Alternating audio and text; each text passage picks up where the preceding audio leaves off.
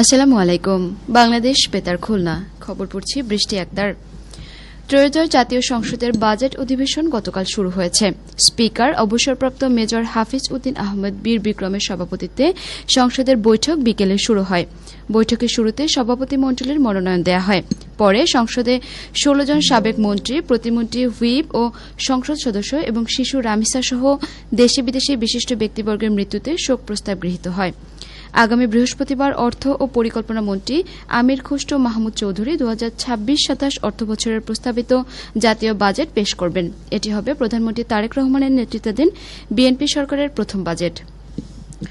ঢাকাস্থ American দূতাবাসের commercial councillor পল ফ্রস্টের নেতৃত্বে একটি প্রতিনিধি দল গতকাল খুলনা সিটি কর্পোরেশনের নগর ভবনে কেসিসি প্রশাসক নজরুল ইসলাম মঞ্জুর সাথে সৌজন্য সাক্ষাৎ করেন। পরে আমেরিকান দূতাবাসের উচ্চপদস্থ কর্মকর্তাগণ এক মতবিনিময় সভায় মিলিত হন। সভায় প্রতিনিধি দলের পক্ষ থেকে খুলনা মহানগরীর স্বাস্থ্যসেবা, মশক নিয়ন্ত্রণ, অবকাঠামোগত উন্নয়ন, পরিবহন ও বর্জ্য ব্যবস্থাপনা খাতে কাজ করার আগ্রহ প্রকাশ করেন। এ সময় কেসিসির প্রশাসক খুলনা মহানগরীতে কেসিসির কর্তৃক চলমান প্রকল্পসমূহের বিপণন ও জলবায়ু পরিবর্তনজনিত ক্ষতিকর প্রভাবের বিভিন্ন দিক তুলে ধরেন এবং বিদ্যমান সমস্যাসমূহ সমাধানে আমেরিকান সরকারের পক্ষ থেকে প্রযুক্তিগত সহযোগিতা কামনা করেন। আমেরিকান দূতাবাসের কর্মকর্তা Isaiah D ফাহার্টি, Brandon বার্নেজ, Giovani Ramirez ও মাশহুর আলম শেঠ এবং কেসিসির প্রধান নির্বাহী কর্মকর্তা রাজীব আহমেদ, প্রধান পরিকল্পনা কর্মকর্তা আবিরুল জব্বার, বর্জ্য ব্যবস্থাপনা কর্মকর্তা প্রকৌশলী মোহাম্মদ আনিসুর রহমান, প্রধান স্বাস্থ্য কর্মকর্তা ডা শরীফ শামিউল ইসলাম এবং নির্বাহী প্রকৌশলী শেখ মোহাম্মদ মাসুদ করিম এ সময় উপস্থিত ছিলেন।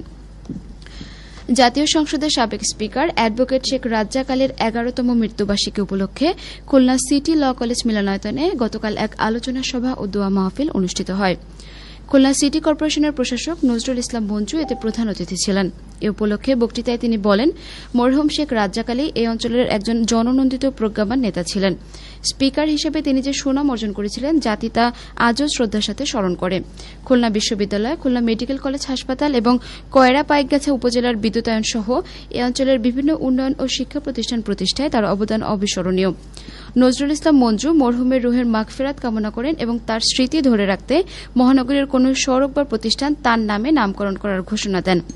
সিটি ল কলেজ পরিচালনা পর্ষদের সভাপতি অ্যাডভোকেট আবদুল্লাহ হোসেন বাচ্চুর সভাপতিত্বে খুলনা বিশ্ববিদ্যালয়ের সাবেক ট্রেজারার অধ্যক্ষ মাজহারুল হান্নান, সিটি ল কলেজের অধ্যক্ষ অ্যাডভোকেট এম এ আউয়াল রাজ ও খুলনা প্রেস ক্লাবের সাধারণ সম্পাদক মোহাম্মদ তরিকুল ইসলাম সহ স্থানীয় আইনজীবী, কবি ও বিশিষ্ট ব্যক্তিবর্গ এ সময় উপস্থিত ছিলেন।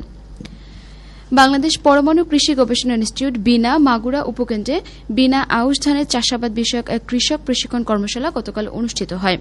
বিনার ময়মনসিংহ কেন্দ্রের প্রশিক্ষণ ও পরিকল্পনা পরিচালক ড শামসুন নাহার এতে প্রধান অতিথি ছিলেন।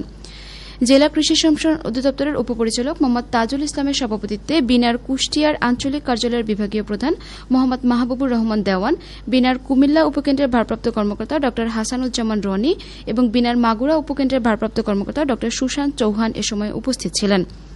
কর্মশালায় মাগুরা, ঝিনাইদহ ও মেহেরপুর জেলার মোট ৩০ জন কৃষক অংশগ্রহণ করেন। পরে একই স্থানে উপসহকারী কৃষি সম্প্রসারণ কর্মকর্তাদের অনুরূপ প্রশিক্ষণ কর্মশালা অনুষ্ঠিত হয়। চুয়াডাঙ্গা জেলা বিএনপির সাধারণ সম্পাদক মোহাম্মদ শরীফুজ্জামান শরীফ গতকাল চুয়াডাঙ্গা জেলা পরিষদের প্রশাসক হিসেবে দায়িত্ব গ্রহণ করেছেন। জেলা পরিষদ কার্যালয়ে জেলা পরিষদের প্রশাসকের অতিরিক্ত দায়িত্বে থাকা জেলা প্রশাসক লুৎফুন নাহার আনুষ্ঠানিকভাবে তার কাছে দায়িত্ব হস্তান্তর করেন। জেলা পরিষদের কর্মকর্তা কর্মচারী, বিএনপি ও অঙ্গ সহযোগী সংগঠনের নেতাকর্মীরা এ সময় উপস্থিত ছিলেন। গ্রাম আদালত সম্পর্কে জনসচেতনতা বৃদ্ধি এবং সরকারি ও বেসরকারি পর্যায়ে স্থানীয় প্রতিষ্ঠানসমূহের সমন্বিত পরিকল্পনা প্রণয়নের লক্ষ্যে এক কর্মশালা গতকাল যশোরের মনিরামপুর উপজেলা পরিষদের হলরুমে অনুষ্ঠিত হয়। উপজেলা নির্বাহী কর্মকর্তা এতে প্রধান অতিথি ছিলেন। উপজেলা সমাজসেবা অফিসারের সভাপতিত্বে থানার ভারপ্রাপ্ত কর্মকর্তা, গ্রাম আদালতের জেলা সমন্বয়কারী, বিভিন্ন সরকারি দপ্তরের কর্মকর্তা, এনজিও প্রতিনিধি সহ স্থানীয় গণ্যমান্য ব্যক্তিবর্গ কর্মশালায় অংশ নেন।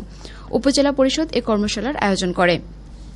বর্ডার গার্ড বাংলাদেশ বিজিবি সদস্যরা গতকাল সাতক্ষীরা ও কলরোয়া সীমান্তে অভিযান চালিয়ে ১৯,২০,০০০ টাকা মূল্যের ভারতীয় পণ্য জব্দ করেছে। এদিকে বিজিবি সদস্যরা গতকাল যশোরের বেনাপোল সীমান্তের ঘিবা ও হিজলদি সীমান্ত এলাকায় অভিযান চালিয়ে ৯,৩৬,০০০ টাকা মূল্যের ভারতীয় পণ্য জব্দ করেছে। জব্দকৃত মালামাল সংশ্লিষ্ট কাস্টমস হাউজে জমা দেওয়া হয়েছে এবং এ ব্যাপারে সংশ্লিষ্ট থানায় পৃথক মামলা দায়ের করা হয়েছে।